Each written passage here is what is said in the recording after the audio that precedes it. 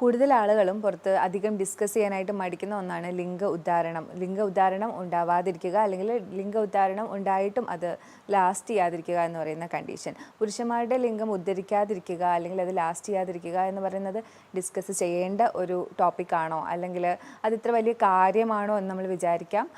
എന്നാൽ നമുക്ക് ദാമ്പത്തിക ജീവിതത്തിൽ ഇത് ഒത്തിരി പ്രശ്നങ്ങൾ ഉണ്ടാക്കുന്ന ഒന്നാണ്. അതുപോലെ തന്നെ ഇത് പതിയെ പതിയെ നമ്മുടെ സെൽഫ് കോൺഫിഡൻസിനെയും ചിലപ്പം ബാധിക്കാനായിട്ടുള്ള സാധ്യതകളുണ്ട്.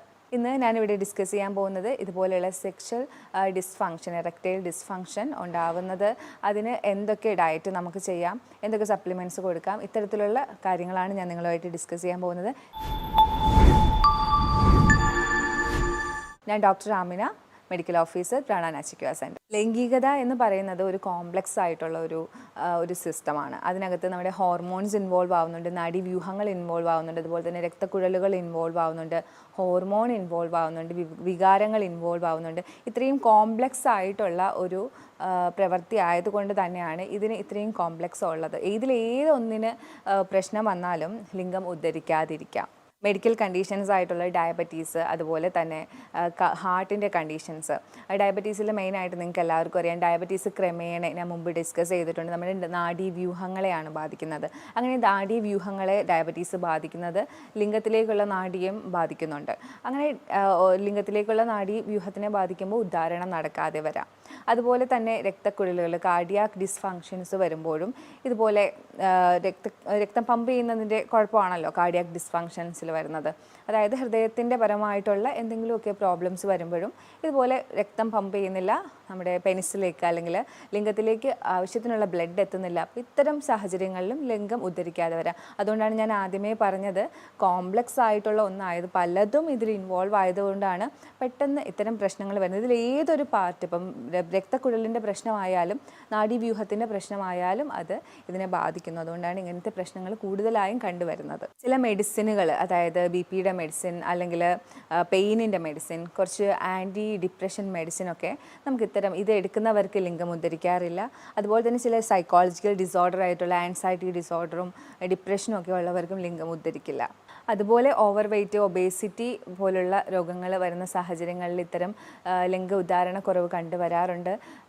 നമ്മൾ കൂടുതലായിട്ടും ഡ്രഗ്സും ആൽക്കഹോളും ഉപയോഗിക്കുന്നവരിൽ നമുക്കറിയാം, ആൽക്കഹോളും ഡ്രഗും ഒക്കെ കൂടുതൽ ഉപയോഗിക്കുമ്പോഴത്തേക്കും രക്തക്കുഴലുകളെയും നാഡീവ്യവസ്ഥയെ ഇത് നെഗറ്റീവായിട്ട് ബാധിക്കുന്നുണ്ട്. അപ്പോൾ ഉറപ്പായിട്ടും അത് ലിംഗത്തിനെ ബാധിക്കും, ഉദ്ധാരണം നടക്കാതെ വരും, ലാസ്റ്റ് ചെയ്യാതെ വരും. ലിംഗ ഉദ്ധാരണം നടക്കുന്നില്ല, അല്ലെങ്കിൽ ലിംഗ ഉദ്ധാരത്തിന് പ്രശ്നമുണ്ട്, എറക്ടൈൽ ഡിസ്ഫങ്ഷൻ ഉണ്ട് എന്ന് നമുക്ക് എങ്ങനെ അറിയാം? ലിംഗം ഉദ്ധരിക്കില്ല, അല്ലെങ്കിൽ ഉദ്ധരിച്ച ലിംഗം കൂടുതൽ നേരം ലാസ്റ്റ് ചെയ്യില്ല ബെഡ് ടൈമിൽ, അല്ലെങ്കിൽ നമുക്ക് ലൈംഗിക താല്പര്യങ്ങൾ ഉണ്ടാവാതെ ഇരിക്കാം. ഇത്തരം സാഹചര്യങ്ങളിലാണ് നമുക്ക് അതൊരു എറക്ടൈൽ ഡിസ്ഫങ്ഷൻ ആണ്, അല്ലെങ്കിൽ ഉദ്ധാരണക്കുറവ് ഈ വ്യക്തിക്കുണ്ട് എന്ന് നമുക്ക് പറയാൻ കഴിയുന്നത്. ഇത്തരം ലിംഗം ഉദ്ധരിക്കാതെ ഇരിക്കുന്ന അവസ്ഥ, അല്ലെങ്കിൽ ഉദ്ധാരണക്കുറവ് അനുഭവിക്കുന്നവർ ഇത് ഡയറ്റിൻ്റെ പ്രശ്നമാണോ എന്ന് എപ്പോഴും, എല്ലാം ഡയറ്റിൻ്റെ പ്രശ്നം കാരണമാണല്ലോ, അപ്പോൾ ഇതിനൊരു പങ്ക് ഡയറ്റിലുണ്ടോ എന്ന് നമുക്ക് എന്തായാലും ഒരു സംശയം ഉണ്ടാവും. ഉറപ്പായിട്ടും ഡീപ്പ് ഫ്രൈഡ് ആയിട്ടുള്ള ഫുഡ് അധികം കഴിക്കുന്നത് നമ്മുടെ ലിംഗം കൂടുതൽ ഉദ്ധരിക്കാതിരിക്കാനും, ലിംഗത്തിൻ്റെ സാധാരണ എല്ലാ ഭാഗത്തേക്കുമുള്ള ആരോഗ്യം നശിക്കുന്നത് പോലെ തന്നെ ലിംഗത്തിൻ്റെ ആരോഗ്യവും ഇത് നശിപ്പിക്കുന്നതാണ് ഡീപ്പ് ഫ്രൈഡ് ആയിട്ടുള്ള ഫുഡ്. അതിൽ തന്നെ നമ്മൾ ഏത് ഓയിലാണ് ഉപയോഗിക്കുന്നത് നമുക്കറിയില്ലല്ലോ. അപ്പോൾ അത്തരം ഭക്ഷണങ്ങൾ, നിങ്ങൾക്ക് ഇത്തരം പ്രശ്നങ്ങൾ നിങ്ങൾ അനുഭവിക്കുന്നുണ്ടെങ്കിൽ ദയവ് ചെയ്ത് അത്തരം ഭക്ഷണങ്ങൾ നിങ്ങൾ ഒഴിവാക്കുന്നതായിരിക്കും കൂടുതൽ നല്ലത്. നമ്മൾ ഫുൾ ഫാറ്റ് ഡയറി, അതായത് ഫാറ്റുള്ള ഡയറി, നമ്മൾ സ്കിംഡ് മിൽക്ക് എന്നൊക്കെ പറയും, അതല്ലാണ്ട് ഫാറ്റ് ഫുള്ളായിട്ടുള്ള ഡയറി പ്രോഡക്ട്സ് യൂസ് ചെയ്യുന്നത് നമ്മുടെ ഇത്തരം പ്രശ്നങ്ങൾ ഫേസ് ചെയ്യുന്ന ആൾക്കാർക്ക് അത്ര നല്ലതല്ല. കാരണം ഇതിനകത്തുള്ള ആൻറ്റിബോഡീസ് നമ്മുടെ സെക്ഷൽ ഇറക്ഷൻ ഡിസ്ഫങ്ഷനെ കൂടുതൽ വഷളാക്കത്തതേ ഉള്ളൂ. അതുകൊണ്ട് ഫുൾ ഫാറ്റുള്ള മിൽക്ക് ഇത്തരം ആൾക്കാർ ലിംഗം ഉദ്ധരിക്കുന്നില്ല എന്ന് പരാതിപ്പെടുന്നവർ ഒഴിവാക്കുന്നത് നല്ലതാണ്. നമ്മളെപ്പോഴും നല്ലതാണ് എന്ന് പറയുന്ന ഫ്ലാക്സ് സീഡ്, അതുപോലെ തന്നെ സോയ, ഇത് ലിംഗം ഉദ്ധരിക്കാത്ത ആൾക്കാർക്ക്, അല്ലെങ്കിൽ ലിംഗം ഉദ്ധരിക്കുന്നു അത് ലാസ്റ്റ് ചെയ്യുന്നില്ല, അത്തരം ആൾക്കാർ ഒഴിവാക്കുന്നതാണ് നല്ലത്. കാരണം ഈസ്ട്രോജൻ്റെ അളവ് ഇത്തരം ഭക്ഷണത്തിൽ കൂടുതലാണ്, ഫ്ലാക്സ് സീഡിലും അതായത് സോയയിലും കൂടുതലാണ്. ഈസ്ട്രോജൻ ഒരു ഫീമെയിൽ ഹോർമോണാണ്. അതുകൊണ്ട് തന്നെ ഇത് കൂടുമ്പോഴത്തേക്കും ടെസ്റ്റോസ്റ്റിറോണിൻ്റെ പ്രവർത്തനം നന്നായി നടക്കില്ല. ഇത്തരം സെക്ഷൽ ഡിസ്ഫങ്ഷൻ ലൂടെ കടന്നു പോകുന്നവർ എന്ത് കഴിക്കണം, എന്ത് കഴിച്ചാലാണ് ഇത്തരം ഉദാഹരണം കുറയുന്നത്, അതിനെ പരിഹരിക്കാൻ പറ്റുക എന്നുള്ളത് എപ്പോഴും ഒരു കൺഫ്യൂഷനും അല്ലെങ്കിൽ ടെൻഷനും നമുക്ക് എപ്പോഴും ഉണ്ടാവും. നമ്മൾ ഒത്തിരി റെഫർ ചെയ്യും. അപ്പോൾ ഇവിടെ ഞാൻ കുറച്ച് സ്റ്റഡീസിലൊക്കെ വന്നിരിക്കുന്ന കാര്യങ്ങളാണ് ഇവിടെ ഡിസ്കസ് ചെയ്യുന്നത്. നമുക്ക് വാട്ടർമെലൺ വളരെ നല്ലതാണ്. വാട്ടർമെലണിൽ അടങ്ങിയിട്ടുള്ള സിട്രുലിൻ എന്ന് പറയുന്ന ഒരു കണ്ടന്റ് ഉണ്ട്, അമിനോ ആസിഡാണ്. അപ്പോൾ ഇത് വന്നിട്ട് നമ്മുടെ ലിംഗത്തിലേക്കുള്ള രക്തയോട്ടവും ലിംഗത്തിൻ്റെ പ്രവർത്തനങ്ങളും ഒക്കെ കൂടുതൽ നന്നായി നടത്താനായിട്ട് ഹെൽപ്പ് ചെയ്യുമ്പോൾ ഒരു ഗ്ലാസ് വാട്ടർമെലൺ ഒക്കെ കുടിക്കുന്നത് വളരെ നല്ലതാണ് ഉദാഹരണത്തിന് വേണ്ടി. അതുപോലെ തന്നെ മാതളം വളരെ നല്ലതാണ്. മാതളത്തിനകത്ത് ഉള്ള ഒരു ആൻറ്റി ഓക്സിഡൻറ്റ് നൈട്രിക് ഓക്സൈഡിനെ ആക്ടിവേറ്റ് ചെയ്യും. അങ്ങനെ നൈട്രിക് ഓക്സൈഡിനെ ആക്ടിവേറ്റ് ചെയ്യുമ്പോഴത്തേക്കും ഈ നൈട്രിക് ഓക്സൈഡ് ചെയ്യുന്നത് എന്ന് പറഞ്ഞാൽ നൈട്രിക് ഓക്സൈഡ് നമ്മുടെ എല്ലാ കാര്യങ്ങളെയും ഉത്തേജിപ്പിക്കുന്ന ഒരാളാണ് നൈട്രിക് ഓക്സൈഡ്. ഇത് വന്നിട്ട് ലിംഗത്തിനെയും ഉത്തേജിപ്പിക്കാനായിട്ട് സഹായിക്കും. അങ്ങനെ ലിംഗ ഉദ്ധാരണം കൂടുതലായിട്ട് നമുക്ക് ഉണ്ടാവും. അതാണ് പോമഗ്രാനൈറ്റിൻ്റെ ഒരു ഉപയോഗം. നമ്മുടെ മാതളം കഴിക്കുന്നത് വളരെ നല്ലതാണ്. ഉറുമാൻ പഴം, മാതളം എന്നൊക്കെ പറയും. അതുപോലെ തന്നെ അത്തിപ്പഴം, ഫിഗ്, ഇതൊരു ഡ്രൈ ഫ്രൂട്ടാണ്. ഈ ഡ്രൈ ഫ്രൂട്ട് നമ്മൾ എടുക്കുന്നതിലൂടെ നമുക്ക് ഒത്തിരി എനർജി കിട്ടുന്നുണ്ട്. ഒത്തിരി എനർജി ഉള്ളതാണ് ഈ ഡ്രൈ ഫ്രൂട്ട്. അപ്പോൾ അത് നമുക്കിങ്ങനെ പാലിനകത്ത് കുതിർത്ത് രാവിലെ എടുക്കാവുന്നതാണ്. എല്ലാ രീതിയിലും ഈ ഡ്രൈ ഫ്രൂട്ട് വളരെ നല്ലതാണ് ബോഡിക്ക്. അതിനോടനുബന്ധിച്ച് തന്നെ ലിംഗത്തിൻ്റെ ഉദ്ധാരണത്തിനും ഈ ഡ്രൈ ഫ്രൂട്ടായിട്ടുള്ള അത്തിപ്പഴം ഒത്തിരി സഹായിക്കുന്നുണ്ട്. ആൻറ്റി ഓക്സിഡൻസ് കൂടുതൽ അടങ്ങിയിട്ടുള്ള അവക്കാഡോസ്, ഒലിവ് ഓയിൽസ്, അത്തരം ഫുഡുകളൊക്കെ ഉൾപ്പെടുത്തി കഴിഞ്ഞാൽ നമുക്ക് ലിംഗോദ്ധാരണത്തിന് സഹായിക്കും. എപ്പോഴും നല്ല ക്ലീനായിട്ടുള്ള ഭക്ഷണം കഴിക്കുക. അതായത് ക്ലീൻ എന്ന് പറയുമ്പോഴത്തേക്കും വൃത്തിയുള്ള അടുക്കളയിൽ ഉണ്ടാക്കിയതെന്നല്ല, അത് ടോക്സിൻസ് കുറഞ്ഞ ഭക്ഷണം കഴിക്കുക. നമ്മളിവിടെ വരുമ്പോഴത്തേക്ക് എപ്പോഴും ഞാൻ പേഷ്യൻസിനോട് പറയും, ഇവിടെ ക്ലീനായിട്ടുള്ള ഭക്ഷണമാണ് നിങ്ങൾക്ക് തരുന്നത്. അതിൻ്റെ അർത്ഥം ഒരിക്കലും അത് ക്ലീനായിട്ടുള്ള കിച്ചണിൽ ഉണ്ടാക്കിയെന്നല്ല. അതിനകത്ത് കൊളസ്ട്രോൾ ഉണ്ടാക്കുന്ന കാര്യങ്ങൾ കുറവായിരിക്കും, ബ്ലഡ് പ്രഷർ കൂട്ടുന്ന കാര്യങ്ങൾ കുറവായിരിക്കും, ബ്ലഡ് ഷുഗർ കൂട്ടുന്ന കാര്യങ്ങൾ കുറവായിരിക്കും. അതുപോലെ തന്നെ മറ്റുള്ള ടോക്സിൻസൊക്കെ വളരെ കുറവായിരിക്കും. അതാണ് ഈ ക്ലീൻ ഫുഡ് എന്ന് പറയുന്നത്. കൂടുതലായിട്ടും അധികം കരിച്ചും പൊരിച്ചും എടുക്കാത്ത ഫുഡ്, ആവിയിൽ വേവിച്ചത്, അധികം സ്പൈസ് ആഡ് ചെയ്യാത്തത്, ആവശ്യത്തിന് എല്ലാം ഒരു ബ്ലാൻഡ് ലെവലിൽ ആയിരിക്കും കഴിക്കുന്നത്. അപ്പോൾ അത്തരം ഭക്ഷണക്രമങ്ങൾ എപ്പോഴും നമ്മുടെ ശരീരത്തിനെ ഉത്തേജിപ്പിക്കും. അങ്ങനെ ഒരു 10 ദിവസം അല്ലെങ്കിൽ 15 ദിവസം ഇത്തരം ഡയറ്റുകൾ ഫോളോ ചെയ്യുന്നത് നിങ്ങളുടെ ലിംഗ ഉദ്ധാരണം നല്ല രീതിയിൽ തിരികെ കൊണ്ടുവരാൻ, അത് നല്ല രീതിയിൽ പ്രവർത്തിക്കാനായിട്ട് നിങ്ങളെ സഹായിക്കും. നട്ട്സ്, ബദാം, സീഡ്സ്, ഇതൊക്കെ എപ്പോഴും മിനറൽസും വൈറ്റമിൻസും ഒരുപാട് റിച്ച് ആയിട്ടുള്ളതാണ്.